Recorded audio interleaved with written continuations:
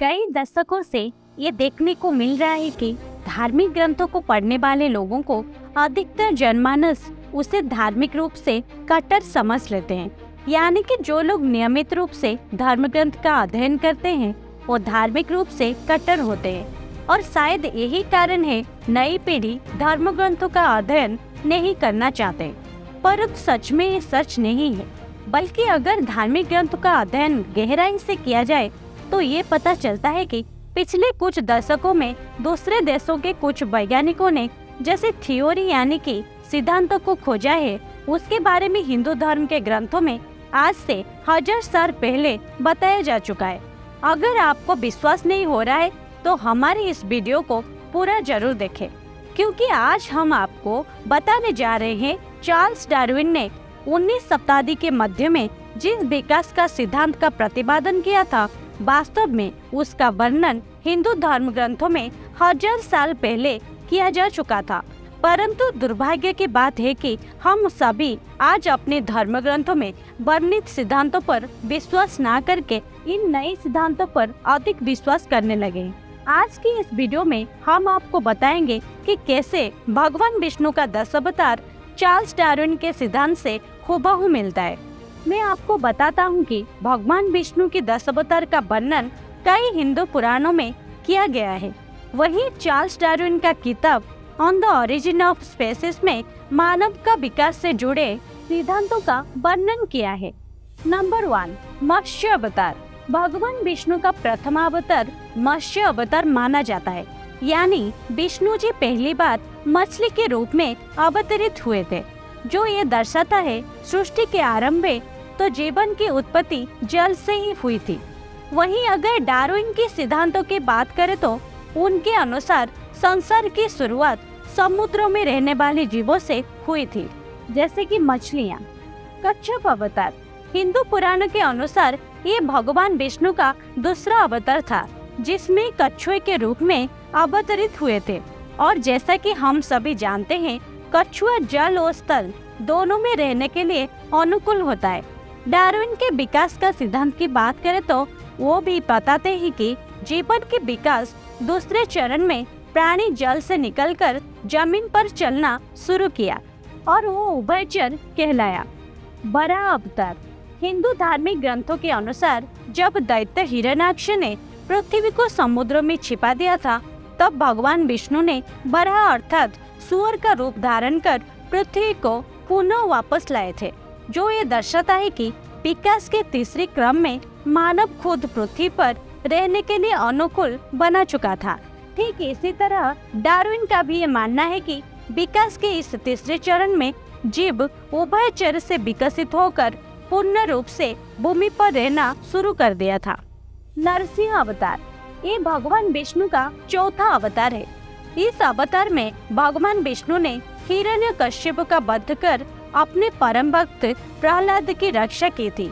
ये है भगवान का वो रूप था जिसमें उन्होंने आधा मनुष्य और आधा पशु का रूप धारण किया था।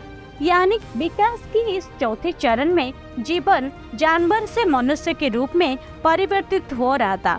और डार्विन के सिद्धांतों के अनुसार भी जीव अपने विकास के चौथे चरण में पशु रूप से आगे बढ़कर मनुष्य के रूप में विकसित हो रहे थे। भगवान विष्णु ने 5वां अवतार असुरों के राजा बलि को वध करके उसके अहंकार को तोड़ने के लिए लिया था। इस अवतार में भगवान का आकार बोना था, जो ये दर्शाता है कि विकास के इस चरण में मनुष्य की बुद्धि धीरे धीरे विकसित होने लगी थी।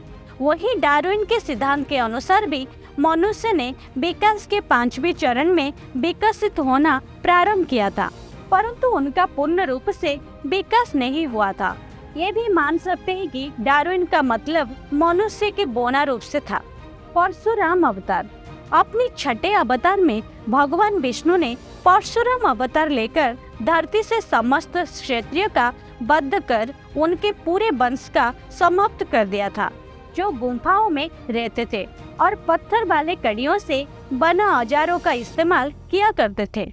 उस वक्त उनका हथियार कुल्हाड़ी थी। ठीक उसी तरह डार्विन के सिद्धांत के अनुसार विकास के छठे चरण में मनुष्य पूर्ण रूप से विकसित हो चुका था परंतु उनका रहने का तरीका भिन्न था। ये जंगलों में वास करते थे और गुफाओं में रहते थे और पत्थर लकड़ी की हथियार से युद्ध करते थे, ठीक वैसे ही जैसे परशुराम किया करते थे। राम अवतार।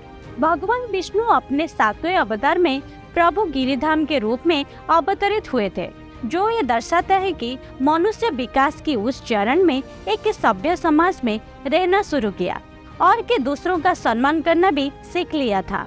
ठीक इसी तरह डार्विन के सिद्धांत का भी ये मानना है कि मनुष्य ने औद्योगिक विकास के 7वें चरण में सभ्य समाज का निर्माण किया और अपनी सहमति से समस्याओं का हल निकालने लगा। कृष्ण अवतार।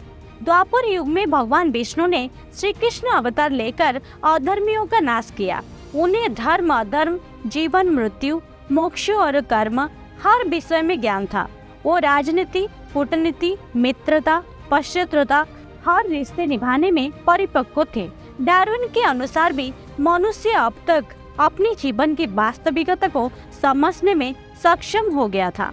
बुद्ध अवतार। भगवान विष्णु का 9वां अवतार बुद्ध को माना जाता है। माना जाता है कि इस अवतार में भी श्रीहरि ने मनुष्य को आध्यात्मिक की ओर बढ़ाने के लिए प्रेरित किया और अपनी अंतरात्मा को कैसे शुद्ध रखकर मुख्य की प्राप्त की जाए इस बारे में बताया।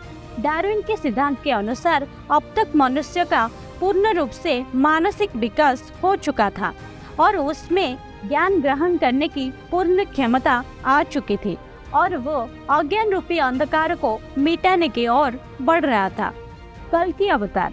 पौराणिक ग्रंथों के अनुसार भगवान विष्णु का 10वां अवतार कल्कि अवतार के रूप में होगा।